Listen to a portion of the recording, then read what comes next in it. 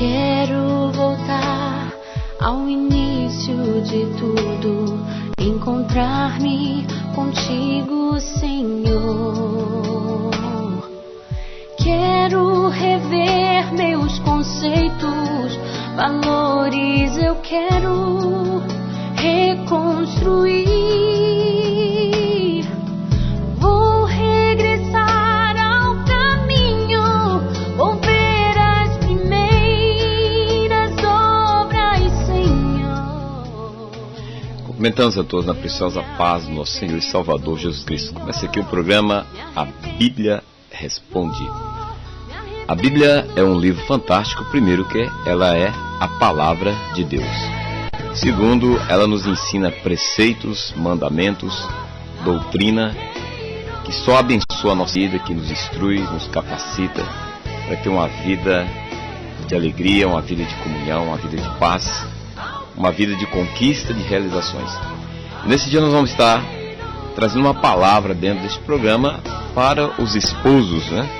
Os esposos aí, constituídos de homem e mulher, que casaram ou que estão até em preparação aí, quem sabe são noivos, estão em preparação para um casamento. A pergunta é: Deus está interessado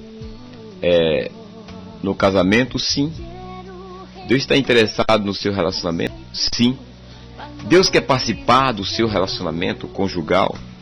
Sim. Porque o casamento primeiro foi instituído por Deus.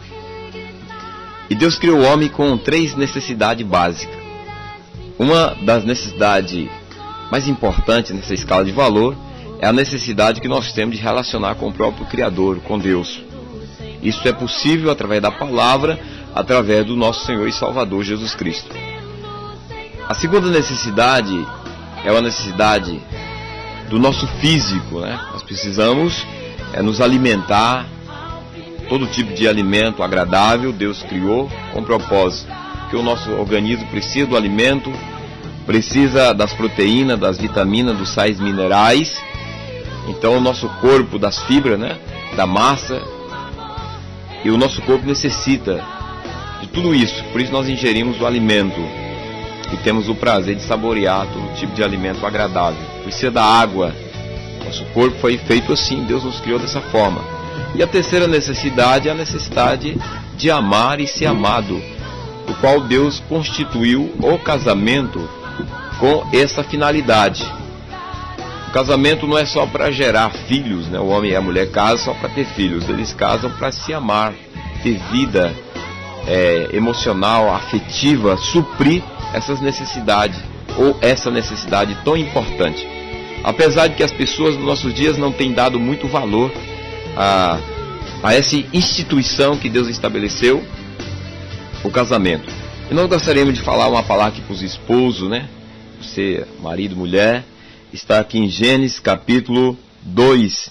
Quando Deus criou o homem do pó da terra, já tinha criado toda a criação, o restante da criação, os animais. Deus mandou o homem dar nome aos animais, ele deu nome a todos os animais. E dentre os animais, ele não achou uma que lhe fosse idônea.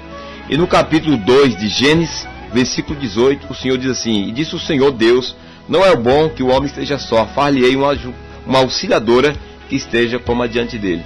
Então, entre todos os animais terrenos, Adão não achou uma que lhe fosse auxiliadora, ou seja, uma ser humana que completasse a sua vida. E Deus fez Adão cair num profundo sono, e de uma das suas costelas o tirou e formou Eva.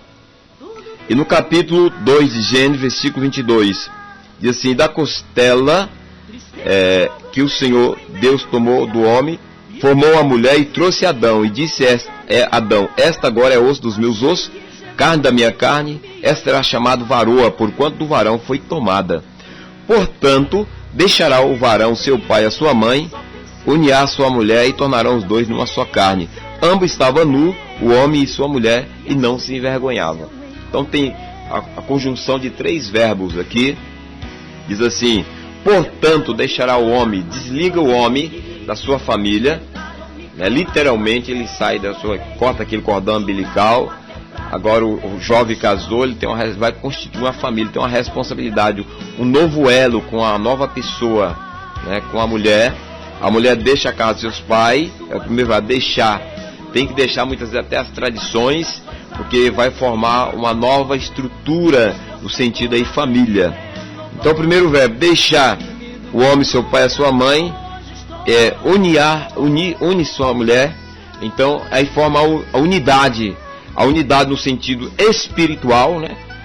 Por isso que a Bíblia diz que quem é servo de Deus tem que casar com servo ou servo de Deus, servir ao mesmo Deus, porque luz com treva não se une. Então, uniar no sentido espiritual, no sentido afetivo, emocional, o sentimento do amor do jovem casado, da jovem, do homem e da mulher, um para com o outro. E o terceiro, ambos se tornarão uma só carne, aí entra o sentido da relação sexual. Ambos se satisfazem no sentido aí físico, né? Então, são princípios importantes estabelecidos por Deus. Agora, esses princípios espiritual, moral, ético, familiar, construtivo, têm sofrido aí,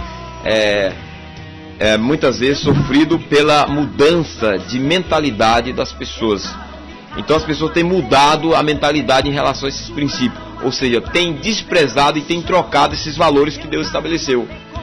E por esta razão, a consequência disso, o casamento tem sofrido ataques infernais de conceitos, ideias, ideologias, implantado às vezes até dentro da cultura, em termo familiar, e tem destruído aquilo que Deus criou e formalizou, e Deus estabeleceu como sagrado e como bênção para a nossa vida.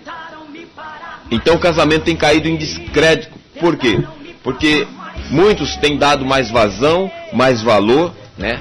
Aí as suas vontades carnais têm engoldado de um pensamento maligno, um pensamento indigno, impuro, e tem quebrado os princípios, os valores de Deus. E em consequência disso, a família tem sofrido. Quantos casamentos destruídos? Quem sabe eu estou falando com você que está no terceiro, quarto, quinto casamento, ou está no segundo, ou você que está separado, porque perdeu o sentido do seu casamento, a sua vida não tem mais sentido, ou você é homem, você é mulher, ou você que está pensando em separar. Então não faça isso. Volte para a palavra de Deus, busque o conselho de Deus. A Bíblia é fantástica. Ela trabalha em todas as áreas, em todos os níveis, em todas as situações. Ela nos traz soluções. Ela não aponta soluções, ela nos traz soluções para a nossa vida. Ela nos traz diretrizes como nós enfrentarmos as situações, seja dentro do casamento, seja na vida espiritual, seja na vida individual, na vida pessoal, profissional, em todas as áreas, em todos os setores, em todas as camadas que você possa imaginar. A Bíblia, ela trata sobre os assuntos, para que nós aprendamos a viver bem e viver melhor. E tem um texto em Efésios, no capítulo 5 de Efésios, versículo 22. Vós, mulheres, sujeitai-vos o vosso marido como ao Senhor, porque o marido é o cabeça da mulher, como também Cristo é o cabeça da igreja, sendo ele o próprio Salvador do corpo. De sorte que assim como a igreja está sujeita a Cristo, também as mulheres estejam tudo sujeitas ao seu marido. Vós, marido, amai vossa mulher, como também Cristo amou a igreja, a si mesmo se entregou por ela, para santificar, purificando com a lavagem da água pela palavra, para apresentar a si mesmo igreja gloriosa, sem mácula, nem ruga, nem coisa semelhante, mas santa e irrepreensível. Assim deve os maridos amar sua própria mulher como seu próprio corpo. Quem ama sua mulher, ama a si mesmo. Então, primeira lição que nós aprendemos aqui para os esposos nesse tema, é que nós, maridos, temos que amar nossas esposas. O amor que Deus está falando aí, é um amor no sentido aí de um relacionamento, dentro de um casamento, envolve um amor em várias áreas. O amor, primeiro, eros, né? Primeiro, o amor de Deus, na compreensão da vida com Deus junto. Segundo, o amor eros, o amor compreensivo, o amor satisfatório, o amor que supre as necessidades uns dos outros. Então, amar é você sensibilizar pelo seu próximo, você se interessar, não só pelas suas qualidades, mas se interessar também em ajudar aí a sua esposa, o seu esposo a resolver os problemas e a deficiência que ela tem. Isso é amar. Essa é a expressão do verdadeiro amor que Deus nos ensina e que Deus nos capacita para podermos amar. Então o amor, ele não é limitado somente numa área física, atrativa, emocional, mas o amor, ele envolve um todo dentro de um relacionamento. Então o marido deve amar, eu devo amar minha esposa. A mulher está falando aqui no sentido que a mulher deve ser submissa. Submissão, a Bíblia não está ensinando que a mulher deve ser escrava, pisada pelo homem. Aqui está falando em termos de hierarquia, de autoridade. Tem questões dentro de um lar, dentro de uma família, que somente o homem tem autoridade para resolver as questões.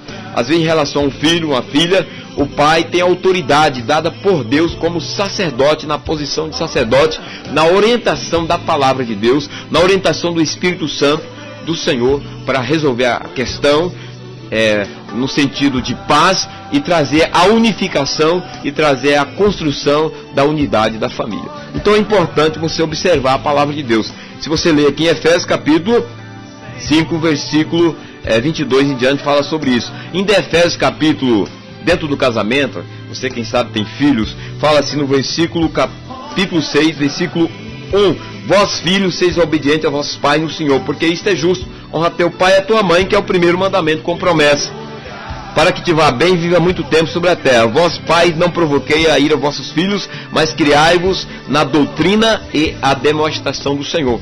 Quem sabe você é jovem, está pensando em casar, formalizar aí um casamento, né, ter uma casa, construir uma família, ter filhos.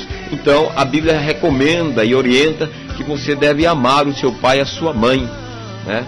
Você deve valorizar o seu pai e a sua mãe, ser obediente.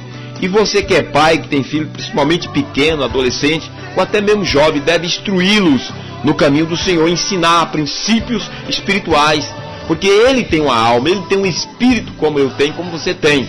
Ele tem as suas necessidades, a necessidade de Deus, a necessidade da alimentação, a necessidade afetiva. Todo ser humano nasce com essas necessidades básicas que Deus deixou.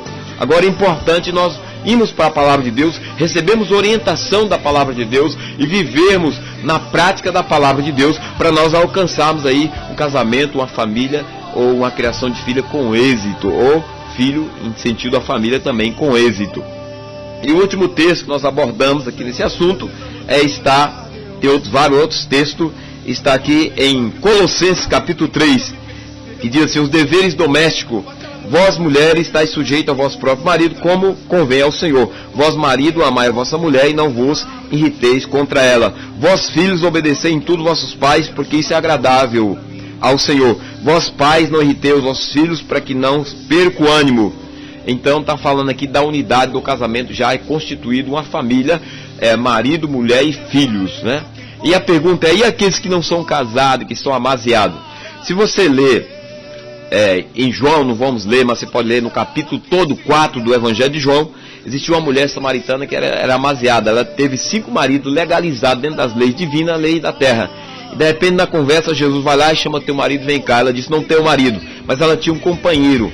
Agora, você pode estar perguntando: é pecado viver dessa forma? Sim, porque você está fora dos princípios que Deus estabeleceu dentro das leis divinas e das leis terrenas que existem para o casamento. É por isso que você está sofrendo muitas consequências. Agora você deve fazer o seguinte: consertar-se a tua vida com Deus, com o seu cônjuge, né? E acertar, não separar, mas acerte. Vai lá e casa, ajeita as coisas, papelado, organize, casa, busca a presença de Deus e as coisas vão mudar no sentido espiritual, no sentido da convivência. Quem sabe você já tem filhos, construir uma casa, tem um apartamento, tem bens, tem uma vida, tem um trabalho. Conserta a tua vida e Deus vai te honrar, vai te abençoar. E no Salmo 128 também, que trata do casamento, Salmo 128 diz assim na palavra de Deus: bem-aventurado aquele que teme ao Senhor e que anda nos seus caminhos, pois comerá do trabalho das tuas mãos, feliz será e tirar bem. A tua mulher será como a videira frutífera ao lado da tua casa, e os teus filhos como a planta de oliveira à roda da tua mesa. Porque eis que assim será abençoado o homem que teme ao Senhor. No Salmo 128, versículo 5: o Senhor te abençoará desde Sião, e tu verás o bem de Jerusalém todos os dias da tua vida. E verás os filhos dos teus filhos e paz sobre Israel. Capítulo 127 do Salmo, versículo 1: se o Senhor não edificar a casa, em vão o trabalho se edifica. Se o Senhor não guardar a cidade, em vão vigia a sentinela. Inútil será levantar de madrugada, repousar à tarde, comer o pão de dores, porque assim dá o Senhor aos seus amados sono. Eis que os filhos são a herança do Senhor, e o fruto do vento do seu galardão. Então, Salmo 128, 127, retrata sobre a família já constituída de pai, mãe e filhos. E bem-aventurado, ou seja, feliz, são essa família que coloca em prioridade a pessoa de Deus através da palavra e através do Senhor Jesus Cristo. Então nós vamos estar orando para que Deus abençoe tua vida. Pai, nós oramos por essa vida nesta manhã e te pedimos que o Senhor venha abençoar este homem e esta mulher, derramando a tua graça e o teu poder, dando sabedoria, direção e diretriz da tua vontade. Abençoa este lar, abençoa este jovem, abençoa esta jovem, este homem, esta mulher casado, esses também que não são casados, mas que estão, ó Pai, com temor no coração e querem consertar suas vidas. Abençoa para que dê tudo certo, para que eles também sejam realizados no Senhor e tenham a perfeita paz que excede todo entendimento, em nome de Jesus. Amém. Fique todos na paz do Senhor. Programa A Bíblia Responde.